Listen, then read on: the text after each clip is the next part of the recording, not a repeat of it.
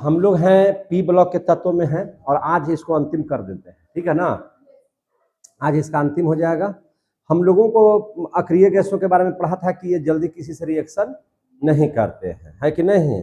और 18 वर्ग के तत्वों में आप लोगों ने पढ़ा था helium, neon, argon, krypton, xenon, radon के बारे में। कौन कौन से तत्व आते हैं फिर से बोल दीजिए।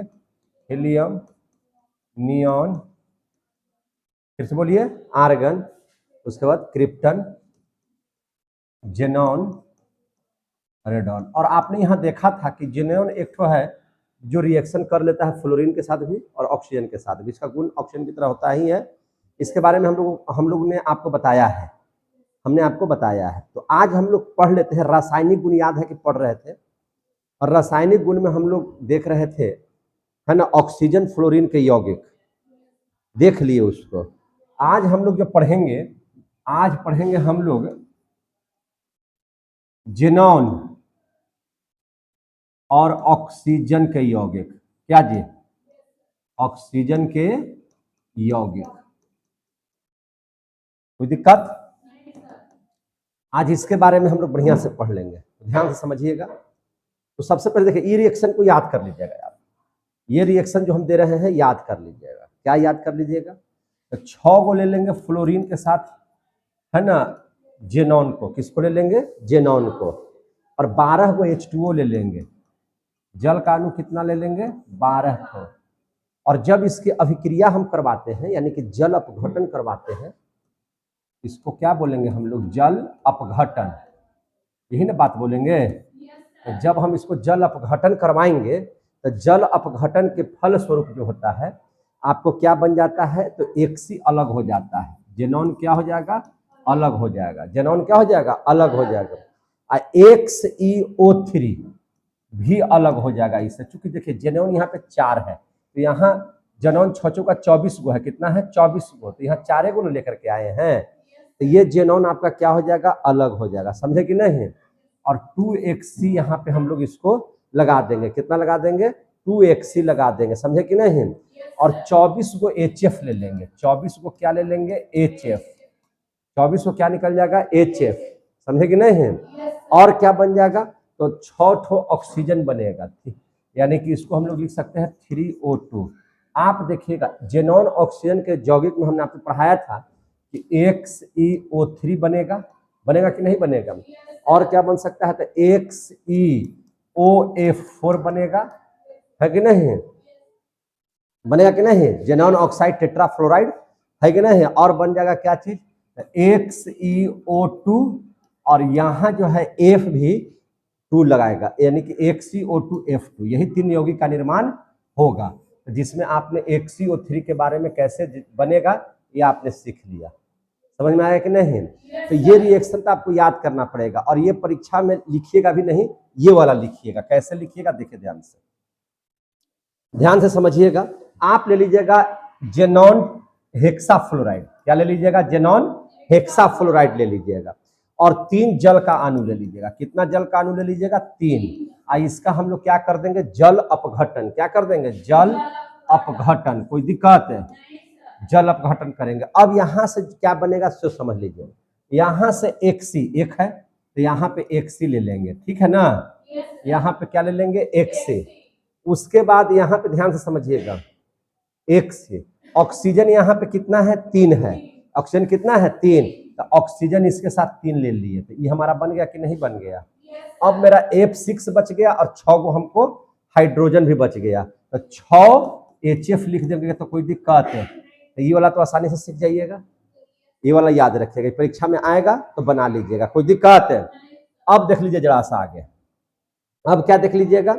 अब आप लोग ले लीजिए XeF6 और प्लस H2O। क्या ले लीजिएगा? H2O। और इसका भी क्या करवा दीजिए? जल अपघटन। क्या करवा दीजिएगा? जल अपघटन। जैसे ही इसका जल अपघटन, आंशिक जल अपघटन भी करना है। अब क्या करना है? आंशिक जल अपघटन। आंशिक माने थोड़ा सा जल अपघटन। समझे कि नहीं? तो इसमें बना देगा आपको XeOF4। XC है ना, OE वाला, और 4 गो F निकाल लिया। अभी भी 2 गो बचा हुआ है और 2 गो हाइड्रोजन बचा हुआ है, तो सीधा हो जाएगा 2HF, है ना। 2 गो हाइड्रोजन भी है, 2 गो फ्लोरीन भी है। तो बच गया कि नहीं बच गया? तो इसको भी आप आसानी से सीख सकते हैं। या आप इस रिएक्शन को देखिए, HCF6, क्या देखिएगा, HCF6, जल का 2H2L ले लीजिए अणु, है ना, और इसका भी आप क्या करवा दीजिए, आंशिक जल अपघटन। क्या करवा लीजिए, आंशिक जल अपघटन, आंशिक जल अपघटन कर दीजिए। जैसे ही जब आंशिक जल अपघटन कीजिएगा तब आपको क्या बन जाएगा, तो देखिए एक सी यहाँ एक ठो है, तो एक सी ले लेंगे, ऑक्सीजन यहाँ 2 ठो है, ऑक्सीजन ले लेंगे, और इसमें से फ्लोरीन भी 2 गो ले लेंगे, तो 1 2, तो ई भी बन गया, ई भी बन गया और ई भी बन गया। देखिए तीनों बनेगा कि नहीं बन गया। अब ले लिए, अब यहाँ पे ई बच गया 4 गो, और यहाँ हाइड्रोजन भी बच गया 4 गो, तो 4 HF हो जाएगा। ये तो आसानी से आप लोग सीख रहे हैं, समझे कि नहीं। अब जरा सा गुण देख लीजिए, XeO3 के बारे में समझिए, ये है क्या चीज। तो XeO3 जो है ये रंगहीन है। कैसा है, रंगहीन है। और रंगहीन नहीं, रंगहीन सिर्फ नहीं है बल्कि यह विस्फोटक ठोस है। क्या है, विस्फोटक ठोस है, विस्फोटक भी है और ठोस है। कैसा है, विस्फोटक भी है और ठोस है। समझ में आ गई बात है। तो आपको इससे पूछेगा कि ये है क्या चीज, ठोस है, अवस्था इसकी कैसी है, ठोस है। कैसा है, तो रंगहीन है, और कैसा है, तो विस्फोटक है। और कैसा है ये, विस्फोटक। अगर आपसे कोई पूछ दिया XeOF4 के बारे में, तो XeO4 भी क्या है, रंगहीन है। ये भी क्या है, रंगहीन है। और ये जो है वाष्पशील है। ये कैसा है, वाष्पशील है। और ये ठोस है कि द्रव्य है, तो ये द्रव्य है। ये क्या है, द्रव है। आगे समझ में, ये क्या है, द्रव है। अब जरा इन लोगों की संरचना पढ़ लेते हैं, दोनों की संरचना पढ़ने तक कोई दिक्कत है? तो अब जरा सा हम देख लेते हैं XeO4 का, पहले समझ लेते हैं आगे। अब हम संरचना देख लेते हैं। संरचना समझते हैं ना, तो संरचना हम सबसे पहले किसका पढ़ा देते हैं, सबसे पहले XeO3 का पढ़ा देते हैं। सबसे पहला किसका पढ़ा देते हैं, XeO3 का। इसकी संरचना कैसे होगी, तो देखिए हम क्या करते हैं कि एक सी यहाँ रख लेते हैं, और ऑक्सीजन 3 गो है, तो डबल बॉन्ड के साथ ऑक्सीजन ऐसे रहेगा, डबल बॉन्ड के साथ ऑक्सीजन ऐसे रहेगा, और एक पेयर लोन बनेगा इस तरह से। एक क्या बन जाएगा, पेयर लोन। आ गया समझ में। तो आप देख रहे हो कि एकदम पिरामिड की तरह है। ये कैसा इसकी आकृति है, पिरामिड की तरह। तो इसकी संरचना कैसी होगी, पिरामिड। इसकी संरचना कैसी होगी, पिरामिड। कोई दिक्कत है, XeO3 का देख लिए, और दूसरा देख लीजिए, है ना, हम लोग ले लेंगे XeOF4, OF4 का देख लीजिए। सबसे पहले आपको एक सी रख दीजिए, एक सी, और F 4 गो है, तो 1 2 3 4 हो गया कि नहीं हो गया। और जो ऑक्सीजन है, डबल बॉन्ड के साथ ऑक्सीजन यहाँ पे आ जाएगा। कोई दिक्कत है, डबल बॉन्ड के साथ ऑक्सीजन यहाँ पे आ जाएगा। और एक पेयर लोन दिखा दीजिए, एक क्या दिखा दीजिए, पेयर लोन। आ गया समझ में। तो ये इसकी संरचना हो गई। ये आपको नजर कैसा आ रहा था, वर्ग टाइप का। कैसा नजर आ रहा है, वर्ग टाइप का। तो इसको बोलिए वर्ग पिरामिड। इसको क्या बोलिएगा, वर्ग पिरामिड। इसको क्या बोलिएगा, वर्ग पिरामिड। आ गया समझ में, इसकी संरचना समझ में आया। अब हम लोग देख लेते हैं, जब हम लोग पूरा का पूरा समाप्त हो गया आपको, अब हम 18 वर्ग के तत्व में जितना भी है उसका उपयोग देख लेते हैं। क्या देख लेते हैं, उपयोग। तो ध्यान से समझिए। अब हम लोग देख लेते हैं उपयोग। किसका उपयोग देख लेंगे, तो देखिए ध्यान से। तो सबसे पहले हीलियम है ना, हीलियम। तो सबसे पहले पढ़ लेते हैं हीलियम का उपयोग। किसका उपयोग पढ़ लेते हैं, हीलियम का उपयोग। समझ में आ गई बात है। तो हीलियम का उपयोग कहाँ कहाँ करते हैं, तो देखिए ऊपर में भी गुब्बारा लगा हुआ है आपके बोर्ड पर। तो गुब्बारा में, और ताकि गुब्बारा में इसलिए भरा जाता है कि ये आसमान को चला जाए, है कि नहीं। तो गुब्बारों में भरने के लिए इसका उपयोग कहाँ कर सकते हैं, गुब्बारों में। समझे कि नहीं, गुब्बारों में गैस के रूप में इसका इस्तेमाल करते हैं।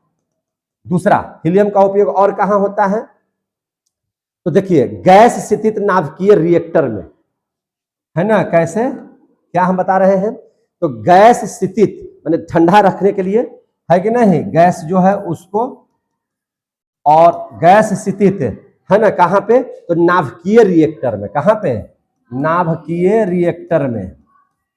याद रखिएगा इस चीज को, नाभिकीय रिएक्टर में इसका उपयोग होता है। तीसरा इसका उपयोग बताइए, हीलियम का तीसरा उपयोग बताइए। तो तीसरा उपयोग होता है इसको, है ना, निम्न तापी मापक, निम्न तापी कारक में। किसमें होता है? निम्न तापी कारक में, निम्न तापी कारक में, निम्न तापी कारक में भी इसका उपयोग होता है। अब इसके बाद इसका चौथा उपयोग आपसे पूछेगा, तो इसका उपयोग चौथा होता है अति चालक चुंबक को बनाने में। कहाँ होता है? अति चालक चुंबक को बनाने में होता है। समझ में आ गई बात है? चुंबक को बनाने में होता है। कोई दिक्कत है? पांचवा इसका उपयोग पढ़िएगा, है ना, पांचवा इसका उपयोग पढ़िएगा। तो पांचवा उपयोग कहाँ होगा? तो ऑक्सीजन सिलेंडर में, ऑक्सीजन सिलेंडर में हीलियम मिलाना ना पड़ेगा, डायरेक्ट ऑक्सीजन नहीं ना कोई ले सकता है, तो ऑक्सीजन सिलेंडर में भी इसका उपयोग होता है। तो आपने हीलियम का उपयोग यहाँ पे पढ़ लिया। किसका उपयोग पढ़ लिया? हीलियम का। अब जरा सा हम लोग दूसरा देख लेते हैं, नियोन का उपयोग। किसका देख लेते हैं? नियोन का उपयोग देख लेते हैं। तो नियोन का उपयोग देख लीजिए। सबसे पहले कहाँ करते हैं? पानी का हो रहा है नहीं ना, नियोन का उपयोग देख लीजिए कहाँ होता है। तो देख लीजिए, विसर्जन ट्यूब व जो आप लोग बल्ब जो देखते हैं ना, प्रदीप्त बल्ब जो देखते हैं जिससे उजाला होता है, तो प्रदीप्त बल्बों के विज्ञापन के लिए भी इसका उपयोग हम लोग करते हैं। समझे कि नहीं? तो कहाँ करते हैं जरा सा बताइएगा?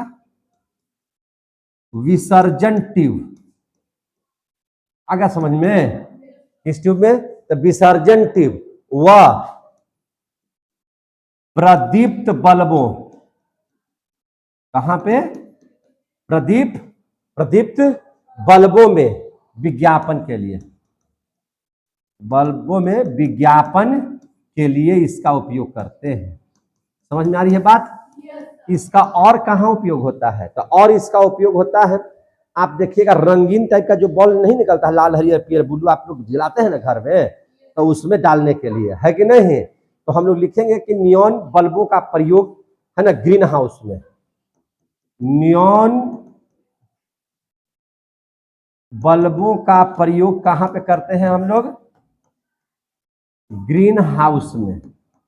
कहां पे? ग्रीन हाउस में। ग्रीन हाउस आप लोगों को पढ़ा चुके हैं, हम पढ़ाए हैं ना। तो अब आ जाइए तीसरा। तीसरा में आर्गन का उपयोग देख लीजिए। किसका उपयोग पढ़ लीजिएगा? आर्गन का उपयोग, है ना। किसका उपयोग कर लीजिएगा? आर्गन का। तो देखिए आर्गन का उपयोग क्या कहां करते हैं? तो धातु कर्म, पहला उपयोग देख लीजिए, धातु कर्म। धातु निकालते हैं, धातु का निष्कर्षण करते हैं, तो उसके लिए बहुत सारा क्रियाक्रम करते हैं। तो धातु कर्म में अक्रिय वातावरण उत्पन्न करने में, धातु कर्म में अक्रिय वातावरण उत्पन्न करने में, अक्रिय वातावरण उत्पन्न करने में, देखिए उत्पन्न करने में, इसका मतलब क्या हुआ? अब यहाँ के उसके आसपास में जब धातु बनाइएगा तो उसके आसपास में सब सक्रिय जगह है, किसी से वह रिएक्शन नहीं करे। समझे कि नहीं? इसको रोकने के लिए आर्गन का उपयोग हम लोग करते हैं, ताकि वहां पे अक्रिय वातावरण बन जाए, ताकि वह धातु किसी से रिएक्शन नहीं कर पाए। समझ में आ गई बात है? दूसरा इसका उपयोग होता है, कहाँ पे होता है इसका दूसरा उपयोग? तो आर्क बिल्डिंग जो होता है ना, अति बिल्डिंग में समझता है, बिल्डिंग ऐसे लगा लगा के बिल्डिंग करता है ना, उसमें तो आर्क बिल्डिंग में होता है। कहाँ होता है? आर्क बिल्डिंग में इसका उपयोग होता है। आर्क बिल्डिंग में इसका उपयोग होता है। तीसरा इसका उपयोग कहाँ होता है? तो तीसरा उपयोग होता है ना, वायु, आपको बताते हैं, है ना, वायु सग्राही पदार्थों के प्रबंधन में। कहां पे होता है? वायु सुग्राही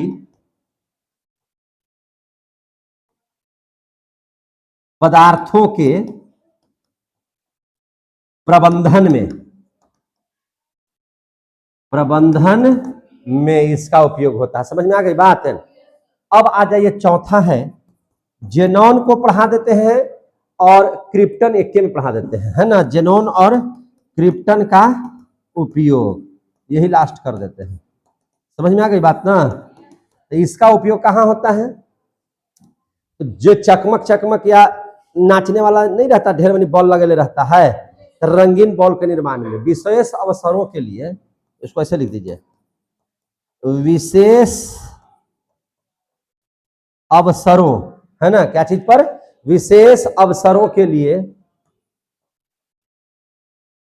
बनाए गए विशेष अवसरों पर बनाए गए बल्बों में, समझे कि नहीं, बल्बों में जो रंगीन टाइप का बल्ब नहीं देखते हैं, पूरा नाचने गाने वाला जब डीजे वाला बल्ब रहता है सब, तो उस सब का इस्तेमाल इसमें हम लोग करते हैं, सजावटी चीजों के लिए इसका इस्तेमाल करते हैं। और इस प्रकार से आपका पूरा का पूरा पी ब्लॉक समाप्त कर दिए, समझे कि नहीं। अब अगला जो चैप्टर शुरू करेंगे उसका नाम रहेगा डी ब्लॉक और एफ ब्लॉक। क्या नाम रहेगा? डी ब्लॉक और एफ ब्लॉक। पूरा का पूरा चैप्टर आपका क्या हो गया? समाप्त होगा। बड़ी दिन से चल रहा था, 1 महीना चला होगा ये, है कि नहीं? तो पूरा ढेर दिन तक चला, आप लोग देखे बढ़िया से, पूरा का पूरा है ना। मेरा बिट्टू सर का यूट्यूब चैनल में चले जाइएगा तो वहां सब कुछ आपको दिखाई देगा, एक एक चीज आपको हम बताए हैं बहुत ढंग से, है कि नहीं। तो उसको अगर सीखना होगा तो आप बढ़िया से सीख सकते हैं, ठीक है ना। आप वहां से बहुत अच्छे से सीख सकते हैं, राना से वहां से बहुत अच्छे से सीख सकते हैं आप लोग, ठीक है। आप सभी लोगों ने जो प्यार दिया, दुलार दिया, इसके लिए बहुत बहुत धन्यवाद। पी ब्लॉक देखिए बढ़िया से, क्लास 12 का एक एक चीज बहुत बढ़िया से पढ़ाएंगे। तब तक के लिए हम लोग अगला चैप्टर मिलेंगे, तब तक के लिए जय हिंद, जय भारत।